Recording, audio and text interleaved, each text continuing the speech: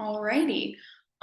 So like I said, my name is Grace. I'm going to be the moderator today. I'm a senior undergraduate at Boston College and a research assistant at McLean Hospital and Yale Medical School. My research interests are in suicide and computational modeling. And I'll now ask Rebecca to introduce herself, please.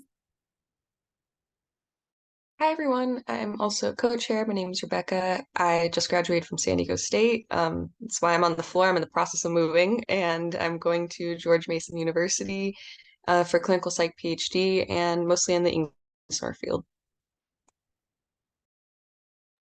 Alrighty, thank you. Eduardo?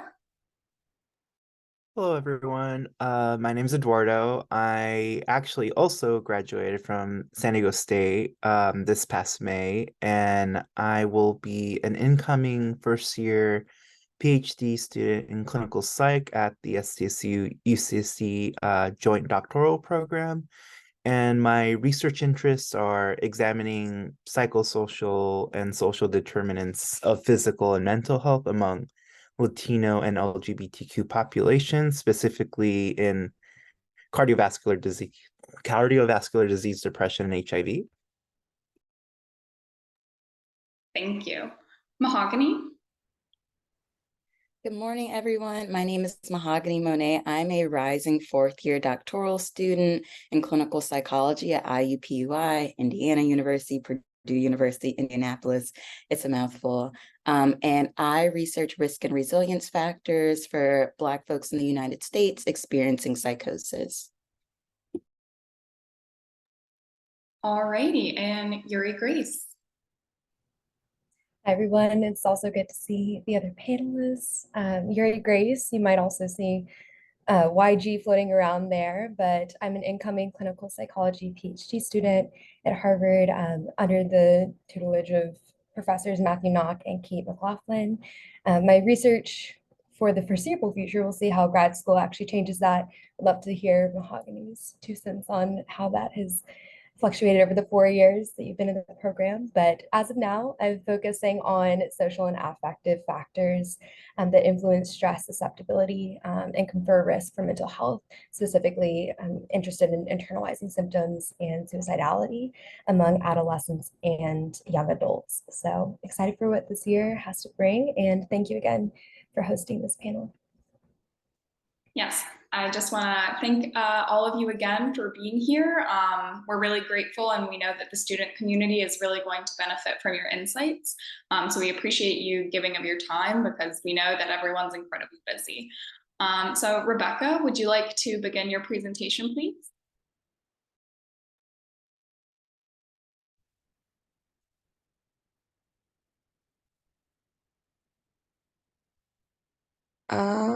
All right, sorry.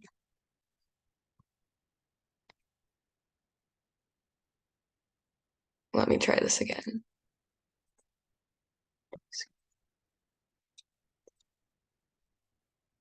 Okay, let me know if it cuts off at any point. And correct.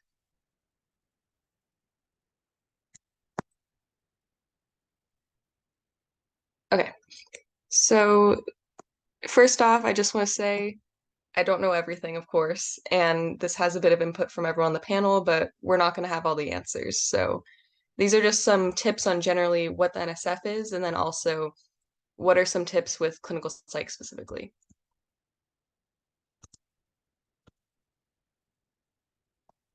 Sorry, my computer's a little bit slow. There.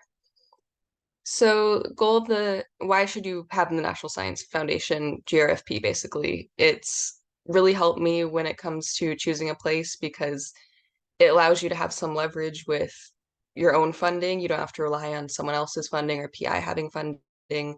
So if you need to move later, if you need family leave, medical time, it really ensures that you can have that opportunity later. Also, you don't have a postgraduate study service requirement, which some grants might have.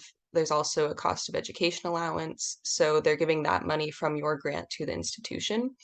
Some schools give back some. I know my school gives back about $4,000, but it depends the school you're going to. And then you also have guaranteed health care and a much higher stipend than you might see at most of universities. I know I was a bit shocked to go to some clinical psych PhD programs and realize you might not have enough to live, but this definitely felt livable to me in most of the areas I was looking at. And mainly they're trying to broaden the participation of science for underrepresented minorities. I don't believe you have to be to apply, but it definitely helps your application.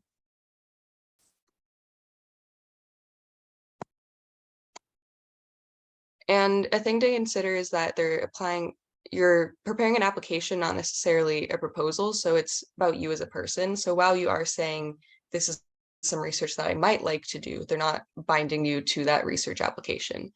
However, it does help if you actually want to do the research, but if you don't end up doing it, they're not going to come and get you. So you are the awardee and the applicant. So they're really seeing, is this person going to be a good graduate student and a good scientist? And is this someone who we want to fund their career, basically?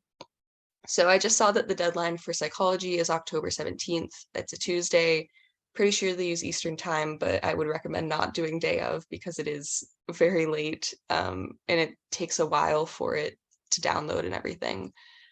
So national citizens, unfortunately, they do not have anyone who's not a US citizen. And then also you can apply as many times as you'd like as an undergrad or bachelor, but only once as a grad student. And then here's the link to register now. I would recommend everyone go in, watch some TV and fill out all the basic stuff that you need to, that's mindless, like your name and all that stuff. And then when it actually comes down to actually submitting everything last minute, you're already going to have that done. It won't take that much time. Also, read the solicitation. That is the most helpful thing when it comes to applying. So the application is comprised of a personal profile, education, work experience. It's basically just a CV, copy and paste it, and then filled out via Fastlane. Also include publications, presentations, awards, anything on your CV. And then a personal relevant background future goal statement. So you have 3 pages for that. I think it's 10-point font, single space, and it sounds like a lot, but it's actually very little space and you're going to run out. Graduate research plan, 2 pages. That one I thought was really short, but that one's hard to cram in. And then transcripts, make sure. Last year, SDSU was kind of a mess with it for Eduardo and I. They decided to stop sending transcripts in like September for some reason. So make sure you send it like a month or 2 early and then check that it was sent because they may not tell you. And then check for formatting with the solicitation. If it's incorrect, they will not review your application. They will not even review it, cut it out in probably December or January, and you'll get an email saying you're rejected because of formatting. And that is probably the worst way to be rejected. So make sure you check.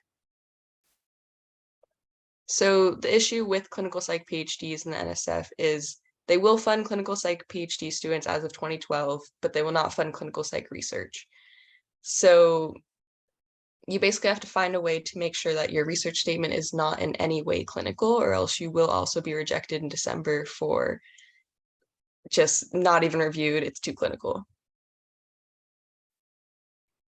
So this is solicitation. It does say that they will be eligible for this grant or for this fellowship. However, you have to make sure that there's nothing clinical that you're studying. They even kind of want to make sure that you're not studying clinically in the future, which when I submitted this year, I was like, well, I'm in a clinical program, so I am going to be learning clinical, but I will make sure that this research that I'm doing is not clinical.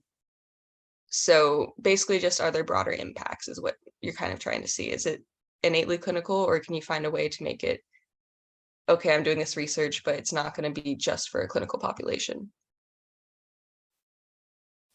So these are the subfields that you can apply for. There's a lot. So if there's any way that your research can actually fit into any of these, I chose social psych. I know Eduardo chose, did you do other bio or did you do health, if I remember correctly? Eduardo. I'm sorry. I actually so when I applied, they didn't have like I applied under other, and I put biopsychology / health psychology because my proposal didn't really fit under any of the subfields that they had listed. But yeah, but I was told not to put it under clinical because they would kind of like scrutinize it a bit more. But also, at the end of the day, reviewers just kind of like shift it under like one of these subfields to the most relevant category and have those sets of people review it. So that's what usually happens at the end of the day if you apply as under other. Yeah, okay, thanks, Eduardo. That's kind of why I asked, because I remember you did other and I was kind of remembering what that was. So yeah, if you do other, they're going to put you somewhere. Even if you do clinical, put you somewhere, but I wouldn't recommend putting other clinical because it kind of just puts a flag on your back. They're just going to be looking for something to get you out with. So if you can find any way to frame your research through any of these options, I know someone else in my lab did developmental, that would really be great. So some solutions to the clinical issue, these aren't end all be alls. There's many ways you can go around this. You can think of the same population, different topic. I kind of did a combination of this. So I specifically looked at Latinx populations, and then you can look at different areas about how this population might be affected by different things, maybe looking at stress. That kind of goes into same-ish topic minus any clinical. So it's hard to do eating disorders, so I thought, why not do weight stigma, which isn't innately clinical? Is there anything that you can think of that's maybe involved with your clinical issue, but it's not innately clinical? So one other thing is to think of is stress, a lot of stigmas. You can think about any sort of models regarding that, and then specifically with that population. And then also you can kind of go rogue, but make it make sense. It could be something you've never researched before, but you have to make sure that it ties into your past experience. So I looked at stress and cortisol, and one of my reviewers said, well, it's kind of a strength and a weakness because you've never done cortisol, you've never done any bio stuff. I was like, you're right, I probably won't, and I probably won't be good at it, but I'll try. And so you have to kind of tie it in throughout the overall picture, even if it's something that you haven't done before, but make it make sense throughout everything you've done in the past and everything you want to do in the future. And then just be creative. There's endless solutions. Again, you don't have to do it. So if you want to think really big, think budget wise is what I mean. You can find a way to tailor down the actual idea with budget wise later. I know Eduardo's would have been really expensive, so, but you can still do the overall idea in the future, even if you're not doing those methods. And then general tips, make sure you have a compelling reason why you're studying what you are and what you're proposing. So I've hopped around research a lot. I had psych engineering research, I had sociology, dance research, like a lot of stuff. So it was really hard for me to tie together a compelling story as to why I'm going into where I am.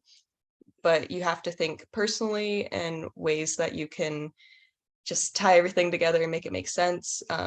Think about who you are as a person and why you're doing this research and why you'd be the best person to do this research. Because they are funding you as a person, not just anyone doing this research. Get as many eyes on your application as you can, look over examples, specifically get eyes on your application that are people not in your field or not in your lab, because they're going to be a bit more confused. I know my sister's bio and she looked it over and made me tailor it down a bit because you don't really know who your reviewers are going to be. You don't know how much they're going to know about psychology. And then you don't have to do the research you propose, so let your imagination go wild in that sense. What is your dream project if you had no binding money or anything? But then also tailor it into what is something that you're passionate about, what is something that you could see for future project or even your dissertation. So what are ways that you could adapt this project if it's not currently feasible? And then make sure you highlight all your strengths and accomplishments to date. Even if it's uncomfortable to write, you're probably doing it right. I know I sat down and thought, well, what have I done in the past? I haven't done that much. And then I had thankfully had someone help pull it out of me, but you really need to write down everything you've ever done. And then connect your personal statement to your research statement if you can. I think really showing that you have a compelling story as a person is what, and there's a person behind the research is really what makes you a strong applicant. Oh, and also make use of bolds and italics. Reviewers might only look at this for 30 seconds the first time before they actually say, okay, this is good. So make sure that they're getting what is the main topic, what's the idea, what are we doing, and why. And that's basically what you're bolding or putting in italics. And you also aren't going to have that much space, so you kind of need to do that. So this is an example of my research statement. I said, do not use this, but besides the plagiarism, I don't think it would work for anyone else. And I don't think you're doing it right if it would work for someone else, because it kind of has to tie into your personal statement and what you've done and be pretty specific with where you're going.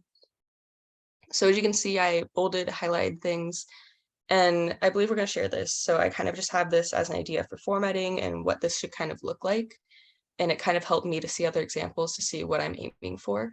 So you make sure you have the intellectual merit, broader impacts bolded and headed. They're really just looking for those because that's what they're grading you on. And you're also going to need those headings in the personal statement. And then the citation style is a bit different than what I'm used to. So you're going to number and then abbreviate it just for space. And sorry, I think it skipped.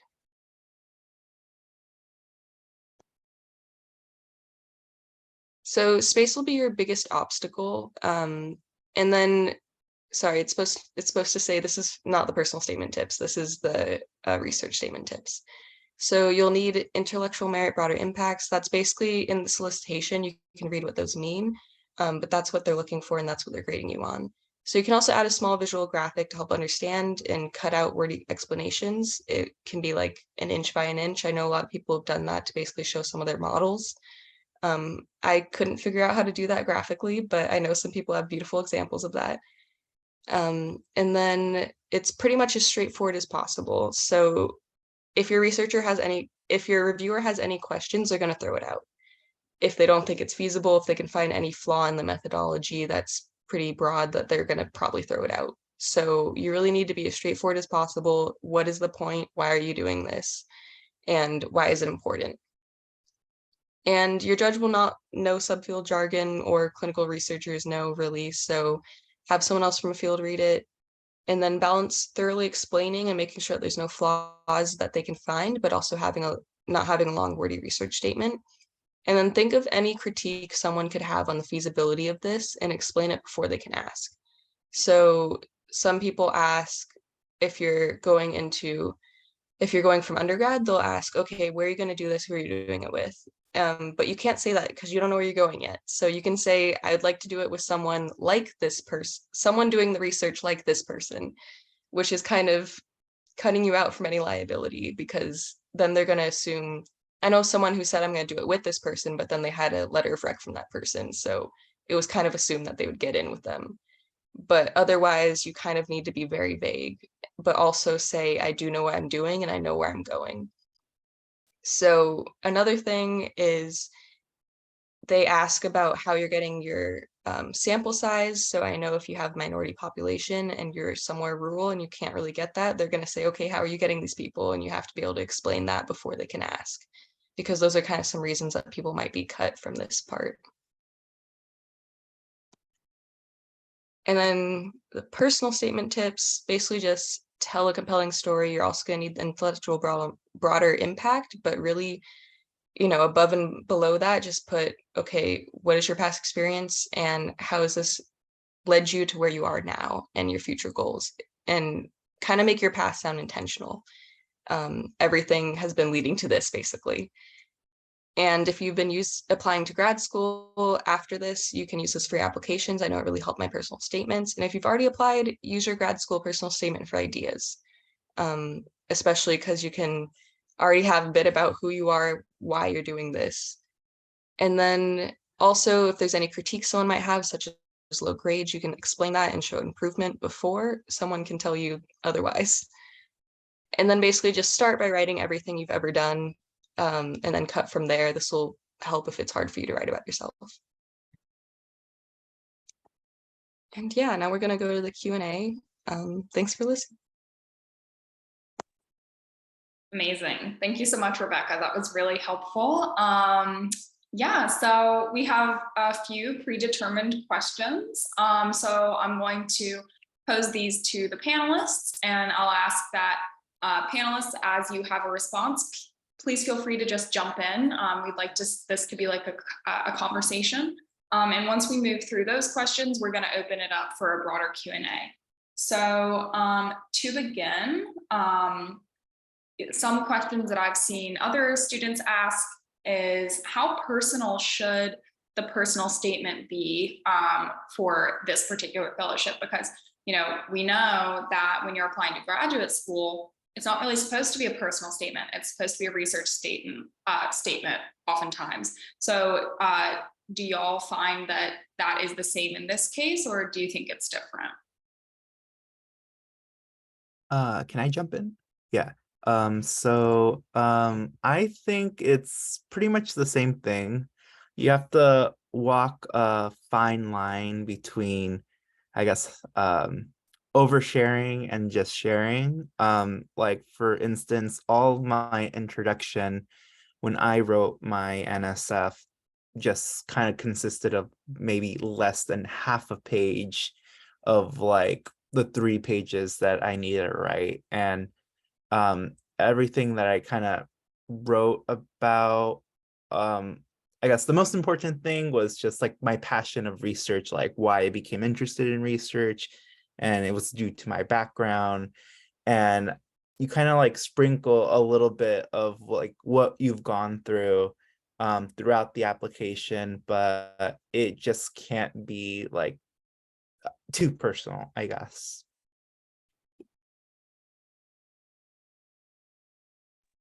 Yeah, I can chime in. So I actually had a lot of different people look at my personal statement, and I actually got the feedback that it needed to be more personal. And I'll tell you all exactly what I wrote in my personal statement. It wasn't about me, but the reason that I got interested in doing discrimination research was because I went to a school that had a very highly publicized incident of racism. And I used that event to start doing racial discrimination research. And as I was talking to someone about this, they were saying that this was like a huge pivotal moment in my research trajectory. And it was interesting to hear my insight and conversations about how that impacts my research now as someone who has also personally faced the things that I'm studying. So I didn't talk about my own journey walking through that, but I connected how this pivotal moment in my journey through higher education now impacts what I do for my research, hopefully for the rest of my career. That was super helpful to hear from both of your perspectives, and it really reflects kind of where I was standing with the personal, because a lot of times we hear like, take your own experiences, your own mental health out of these things, but that's often what drives us to be interested and invested in psychology to begin with. So I really, kind of echoing what Mahogany had mentioned, talked about the experiences I had, like the environment around me and the stimuli. So events such as like a cluster of suicides that occurred in my hometown, and then having like viewed others in my dance community struggling with disordered eating and mental health issues, but didn't talk about my own like personal experiences in that sense, or like my families or anything like that. It was more so what really brought this passion about. And I think that talking earnestly about that is completely fine. Yeah, I kind of agree with that. I also talked about a third person perspective of dancing because I talked about people that I mentored and kind of them growing up, specifically with Latinx body image. So that's kind of a way to do, I kind of think of a third person approach. You can't really talk about yourself. You're not going to want to do personal disclosures, but in the regard of third person and who you are and some of those experience and how you felt about it, I'd say that's a way that's a bit more personal than what I gave to my grad school applications.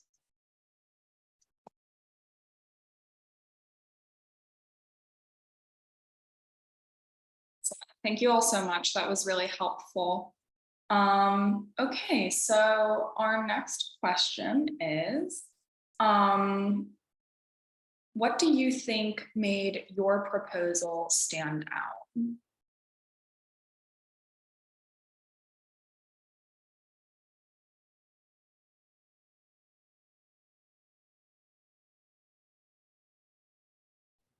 I guess this kind of dovetails with our last question, but one thing that my advisors had mentioned was really helpful and kind of steered me in the direction of like asking myself questions, like what really got me passionate was then turning all of these experiences, kind of the lead up paragraph in my personal statement, into the curiosity side, and really tying in why did those curiosities evolve as they did and lead me to either take up a certain research experience, to be interested and to get myself to where I am now. So all of our journeys, I think you'll hear this, you've probably already heard this a million times from other mentors. Moving forward, we often like don't have any idea of where we're going to go next, but looking back, it's easier to kind of weave that thread of what your narrative is. So as Rebecca had suggested in the presentation, 100% would recommend like listing out every experience you've had. Find the ones that are really essential to building your skills and your, either if you've had like a presentation experience or independent research. My reviewers really picked up on independent research, as well as like specific technical skills, and taking those pieces that all seem disjointed, weaving together. Okay, maybe you didn't like this research experience, but you gained a lot of valuable insight from it, and it taught you you don't want to work with like mice and brains, and that okay, that led you to this next experience. And you can really make sure that even if every component seems disjointed, you are where you are today because of the culmination of all of those opportunities, all the decisions you've made. So you do have a story. Really dig into it, dig into why you're here, why you're passionate about this program to begin with, and where you want to move forward. And I think that that was something the reviewers really tapped into, is that they got a good sense of who I was, why I was at the place I was, and all the skills that came along that journey. Yeah, I totally agree. Another thing I wanted to add was I think one important part that I guess we often forget to put, I guess, in like our applications is also like the community service work we've done in the past. So for me, like mentoring is something that I've done in the past and I'm very passionate about, and that's what I mentioned in my application. And I specifically tailored my application to try to be admitted to the University of Miami. So I listed specific programs that were mentorship programs by like the NSF or the NIH that help mentor underrepresented students. And I kind of tied it in with my own experience and how I will continue to help those who come from underrepresented backgrounds. Another thing that kind of helped me make my whole application stand out was, I guess, like, I didn't really tell it in like, well, like, you know, all of our like research and stuff changes over time. And that's like kind of how I wrote it in a chronological order, like how I was indecisive of like the career trajectory I wanted to do. I was originally wanted to be like a physician and stuff, and then all these different research experiences made me change my mind and make a U-turn and try to pursue research. And I think telling like a story in a way where I guess people can relate to, like, oh, I've like changed my major so many times, and like reviewers and everybody else could probably relate to that. And I think yeah, that's probably a few things that probably helped me stand out. Yeah, I want to follow up on what Eduardo and Yuri Grace said. I think really talking about your community service experience was one thing that made my application stand out. When I was writing my NSF, I really thought about my values, and I think of myself and I aim to be a scholar activist. And so that was a theme throughout my application. Not just that I've done racial discrimination research for the past 6 years by the time that I applied, but also, I was part of the NAACP. I helped do workshops for women of color. I was mentoring through Psych and Out, and I saw all of this as combined in a way to help my community and find ways of reaching well-being and equity and justice. And that was something that the reviewers specifically commented on. They felt confident in my dedication to this work and my dedication to mentorship because I was able to back it up that for years I had done this kind of work. And as someone who applied as a second-year graduate student, I also want to say, in terms of talking about research, you don't have to talk about every single research experience. I kind of wrote it as like, here are selected experiences that follow this theme, because yeah, you don't need to know about that time I worked in like a stress lab if that's not what I'm talking about at this point. So don't feel like you have to go into everything in detail. You can pick like your top 3 and really dive into those so that you have the most coherent story as possible. Yeah, and kind of going off Mohagi's point, I think the broader impacts for me, they want to see that we are going to, that their grant is going to increase diversity. But beyond that, yes, you would by funding a Latina scholar. But beyond that, I want there to be a reason why you think I'm going to increase diversity beyond that. So how am I helping with these? So I said I started up a club for undergraduate research and kind of trying to break down what research is and how to get into research for undergrads at SDSU. And I was a co-chair of the ABCT Student SIG. So, and I kind of mentioned some of the specifics, also being an AH Mark scholar. There's a lot of things I did for community service throughout the community to kind of help with STEM education for minority children. So that's kind of what I emphasize throughout my story and kind of throughout the research I'm doing too, and how that ties into some of the research I'm doing in the populations I work with. So I think if you can tie that in throughout there and then also into your research statement, that's what helped me stand out. And I think that can be a good way to go about it. Awesome. Thank you all. That was very helpful and insightful.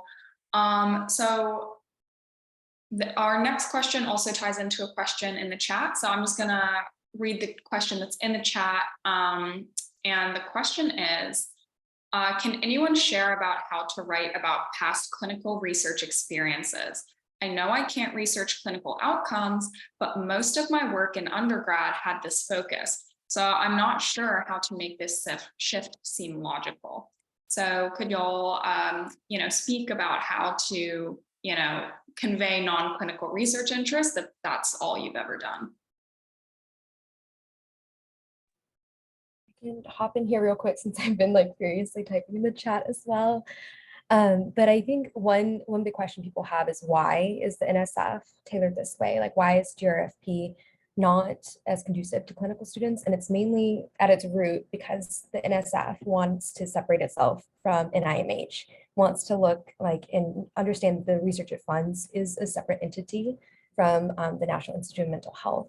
That being said, I know all of us are here because we're passionate about clinical outcomes. We're charged by that, and that's 100% okay.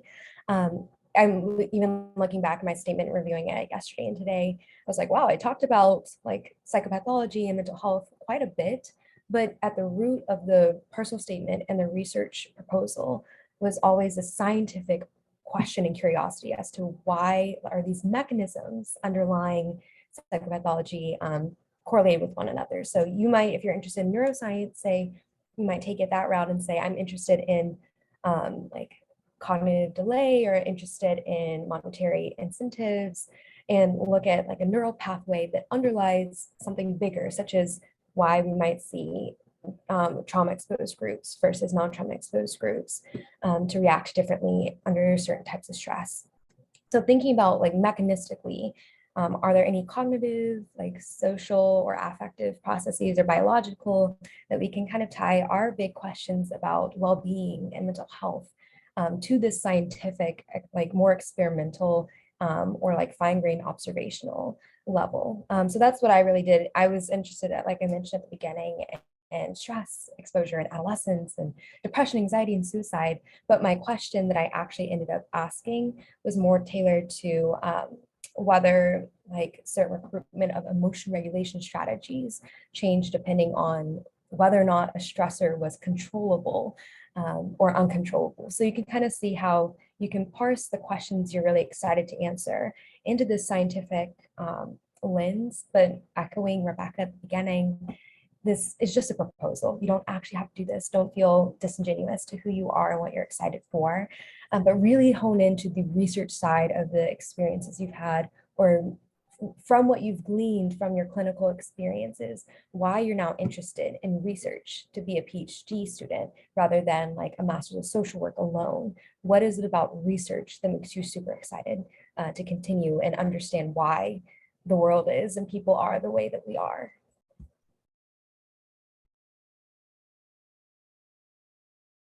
Yeah, that's a great point. One thing I'm thinking of is kind of this question in the personal statement. You can say you did clinical work. I wouldn't go into the specifics of why you enjoyed that clinical work and why you want to do it in the future, but you can say, yeah, I did this and I benefited from it. So I said, yeah, I worked in a body image lab. I did change the language a bit. Language is going to be your biggest thing here. So I don't say body image disorders, I say body image attitudes and behaviors.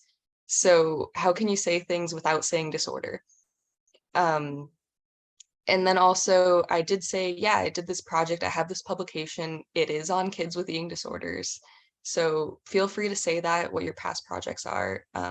Just kind of frame it in a broader picture that's not clinical.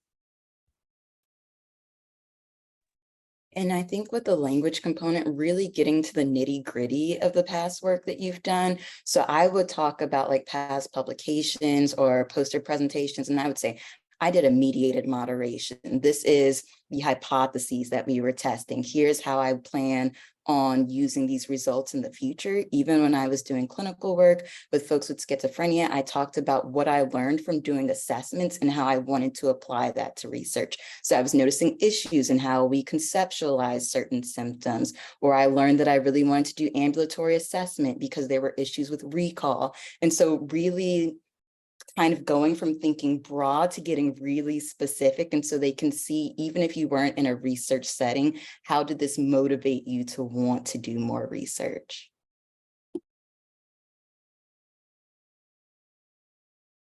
Yeah, no, I completely echo what everybody said. And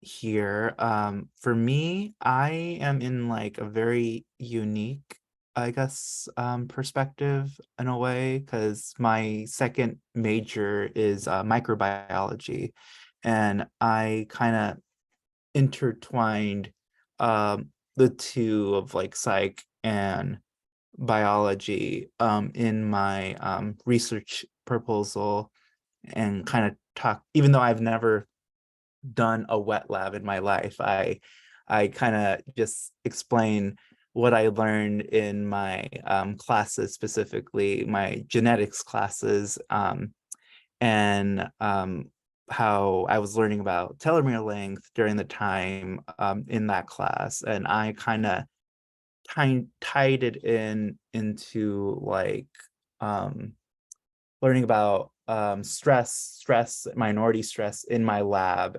So I tied the two together, given that in my genetics class, I learned that environmental factors kind of shorten telomere length. So I decided to try to tie the both together, and making sure that the research wasn't done yet and everything, and it ended up panning out.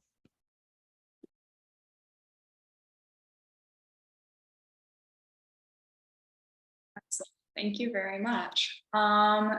So another question we have is, did you receive any reviewer feedback that you think would be helpful to share with everyone? Oh, can I go? Yes, I did receive, even though some of the reviews weren't as helpful, they were talking about my second major's grades for some reason, even though it was my I applied under psychology, but I'll let that go for now.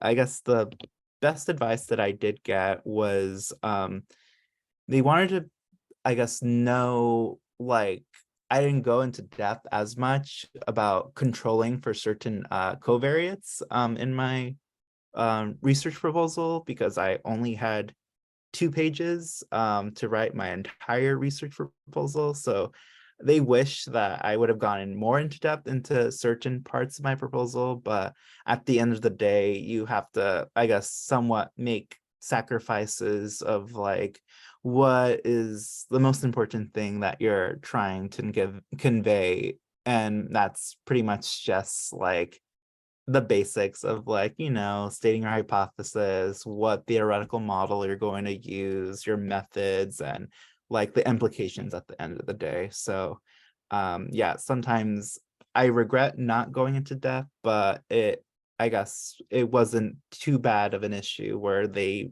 completely rejected my application.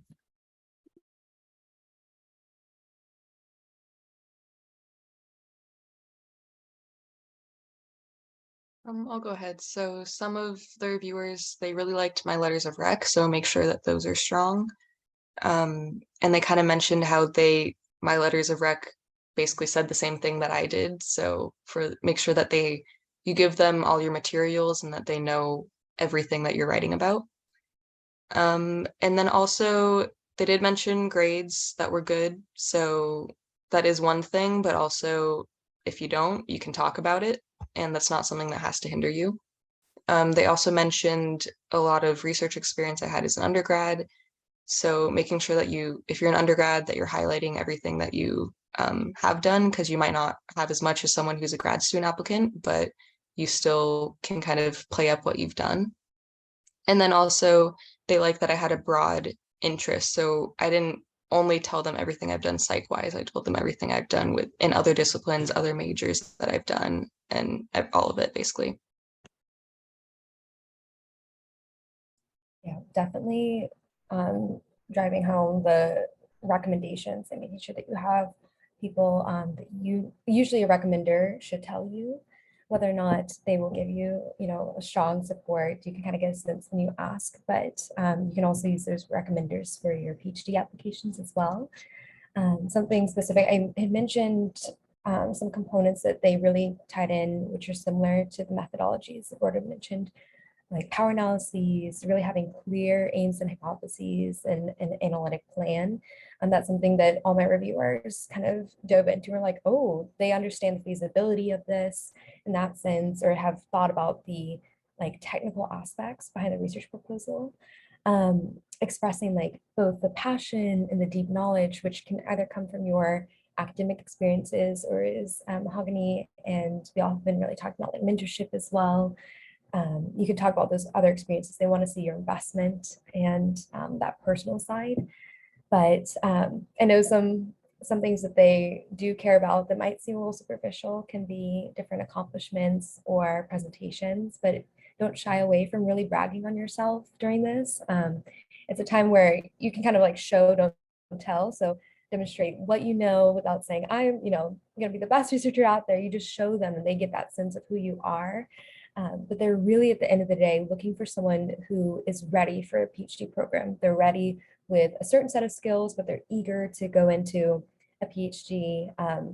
So the big umbrella of where my positive, at least, comments were, or areas that I could have even dug into a little more, were just around the skill sets I had acquired, but also understanding where my deficits were moving forward and why a PhD would be the great place to kind of hone those research skills.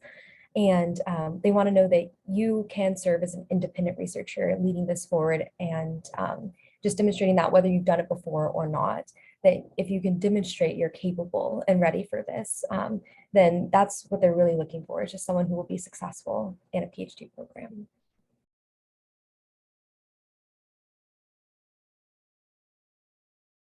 Excellent, thank you.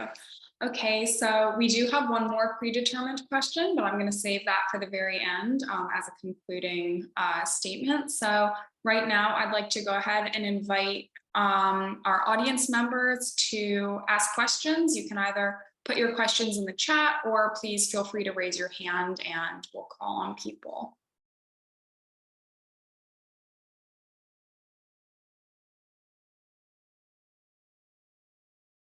Andrea? Yeah, hi. So I'm in a kind of unique situation where So I'm applying as a second-year graduate student, and my PI is leaving for a non-academic position. So I'll be joining another, PI. Should I address that at all? Because the project that I'm proposing is going to be using data from this PI that is leaving.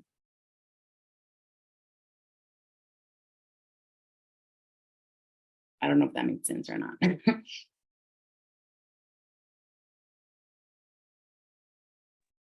I'm thinking about space limitations, and I feel like that's something you would want to have a good amount of space to talk about. So I would have a conversation with your previous PI of just thinking about how you all want this to be discussed in their letter of recommendation.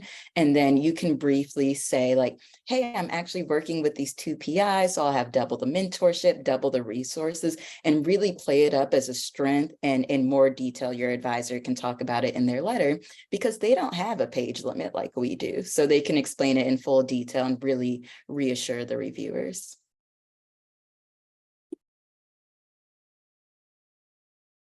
Excellent, thank you. Lauren?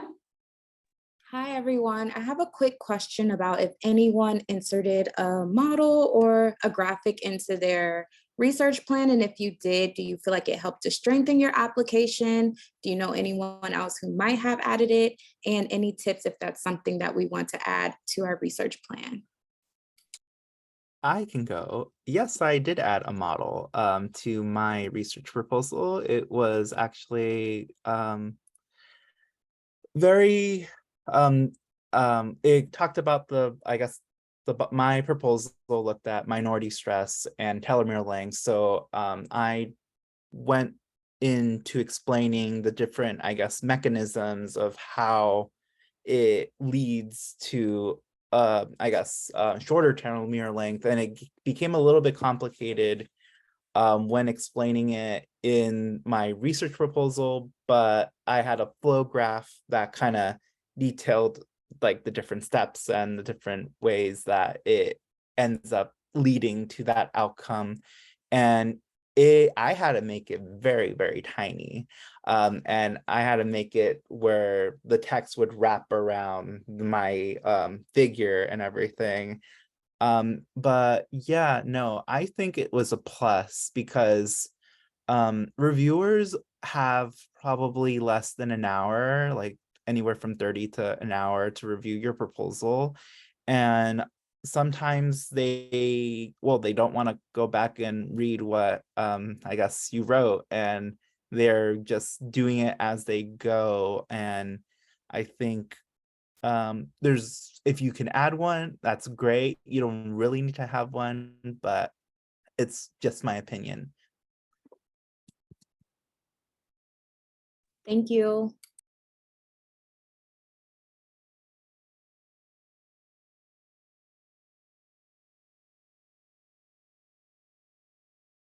Thank you so much. So one other question we have that I think we've spoken a bit about, but perhaps would benefit from some more direct conversation is, so if you are a person who has ample research experience, but maybe you don't have grants, maybe you don't have publications, how would you recommend, you angle your statements to demonstrate your potential as a junior researcher? Just to start with, say, digging into anything that you've either self-directed or really taken motivation upon yourself in your past research, clinical or academic experiences, or even if you're digging in to having like worked with a student group or mentorship, whatever that is, they want to see this like self-directed and independent nature. I want to understand you don't only like follow instructions and can say like, oh, I've worked with XYZ software and like coding packages, but that you have taken initiative to, oh, in my lab, like I led this component of this research study, or I was responsible for overseeing recruitment and things like that, like digging into what are the parts that you maybe can express your skills that go beyond just publications. I know, again, That's one thing that they might comment on. And not everyone has the opportunity to do that at their undergrad or in their postbacks. So you can also mention kind of the environment you were in, either limitations without making it seem like an excuse, but rather just an explanation for the type of environment you were in, the expansive research opportunities available to you. And they will always take that into account. They know that opportunity is obviously not equal, and that's a big like strength and beauty of the GRFP is that they really want to make sure they uplift fellows from all sorts of backgrounds and access to different opportunities. So I'll leave it at that and pass it off to whoever would like to. Yeah, and I really wanted to amplify the end of what Yuri Grace was saying. People have to work during undergrad. There might have been a family emergency. You could have had health things. And so you can describe that as much as you're comfortable with, and then reframing it as the NSF will give you the funding and security to have the opportunity to maybe follow some of these things up or really see some of the amazing work that you've done through to completion. And so you will have opportunities, if given this fellowship, to apply for more grants, to have more time to publish, to do presentations. So it's all about how you want to spin things. And that's why it can be really helpful to have multiple people review your application, because every setback can be turned into a strength.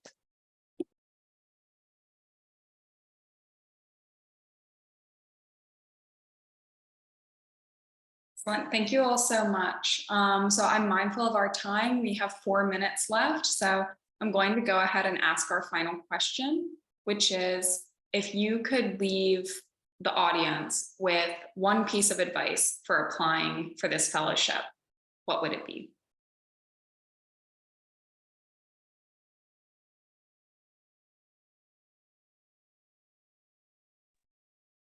I would say start early.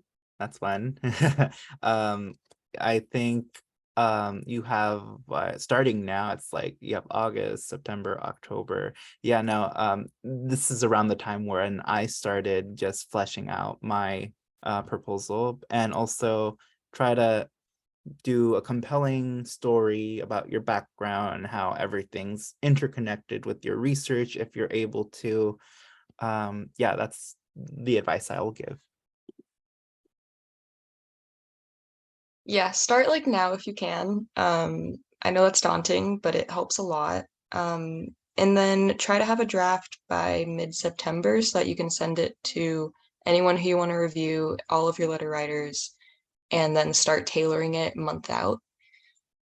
And also do it if you're an undergrad, or if you're post-bac, just do it. You can apply again. I highly recommend it. It won't hurt you, especially if you're applying to grad school the next year. Well, it really helps when it comes to choosing where you want to go. And I know for me, it made it stipend feasible to where I actually want to go. So just do it, and then also be personal, say who you are. It's an anonymous reviewer, they're not in your field. I found it to be a bit less critical of your personal experiences than clinical psych grad applications were. So just tell them who you are, and I think that's the most compelling reason. I would say write a proposal that you love. By the time I finished with my NSF, I knew that even if I didn't get the award, I love the project and I knew that I would do it regardless. And as a fourth year now, I'm doing my proposal for my dissertation with some tweaks. So I knew I got something worthwhile outside of whatever the reviewer said. And I think that made me more confident when the big decision day came. I love what Mahogany said, and what everyone else has as well, just really digging into why are you doing this to begin with? I know it's a lot of extra work in one sense, on top of worrying about applications and if you're working a job or already studying. But I think I learned so much about myself through the process, both like seeing a statement about your future interests on paper kind of helps you look in the mirror and say, oh yeah, that is what I want to do. But on the flip side, it also makes sense of that everything that you've put in, all this energy and love, all the people around you who've supported you to get you to this point. It's really nice to just reflect on that and see where you've come, and that you are excited. It kind of bolsters why you're excited to enter a PhD program. So yeah, start now, just like slowly getting a sense of the different questions you want to ask, don't hesitate to reach out for help. I also worked alongside some other peers who were applying at the same time. And we really support each other and just make sure it's a very, like, it can be a daunting and isolating experience, both applying to NSF and to programs, but I made sure it wasn't. And I built like a community around me, made sure that we reached out for recommendations and for samples from other recipients and other grad students, asked them for their own advice and kind of built that community as we went along. And it really was the best experience I've had. So I'll leave you with that.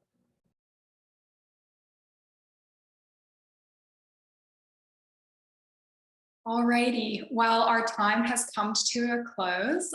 Thank you so much to our panelists for sharing their insights and experiences. This has been really informative. Two things, I'd like to invite all audience members to follow us on Twitter. That's where we share opportunities like this. We're very active with our community, and if you enjoyed this session, there's more to come, so please stay tuned.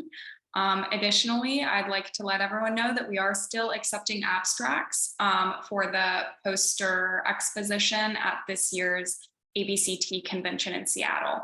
So if you have some research that you'd like to present before applying to grad school, this is an excellent opportunity to do that. And you can submit your application through our website. So once again, thank you everyone for being here. Thank you to our panelists. And I hope everyone has a really great day. Thank you very much.